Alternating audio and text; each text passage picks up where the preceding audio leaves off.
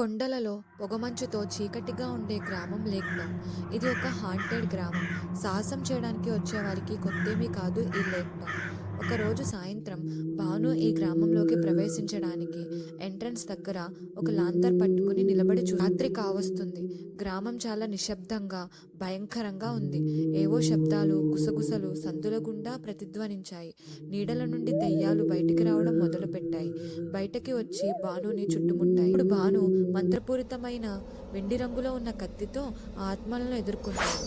భాను కత్తిని తిప్పుతున్నప్పుడు అందులో నుంచి మంటలు వచ్చాయి. ఆ మంటలకి భయపడి దెయ్యాలు పారిపోయాయి.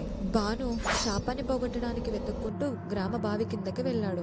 అక్కడ ఒక విరిగిన ముద్ర, దాన్ని కాపలా కాస్తూ ఒక ఆత్మ ఉంది.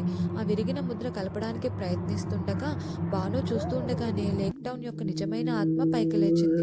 మెరుస్తున్న కళ్ళు, గోళ్ల చేతులతో ఎత్తైన భయంకరమైన దెయ్యం గ్రామాన్ని శాశ్వతంగా నాశనం చేస్తుందని తెలుసుకున్న భాను అంతిమ పోరాటానికి సిద్ధమయ్యాడు. ఆ భయంకరమైన ఆత్మతో భాను పోరాడి ఆ ముద్రను అతికించి దెయ్యాన్ని అంతం చేస్తాడు. టౌన్ గ్రామం బంగారు సూర్యకాంతితో చాలా అందంగా మారిపోయింది. పిల్లలు చౌరస్తాలో ఆడుకుంటున్నారు. వ్యాపారస్తులు దుకాణాలని మళ్ళీ తెరుచుకుంటున్నారు. గ్రామస్తులు చాలా సంతోషంగా ఉన్నారు.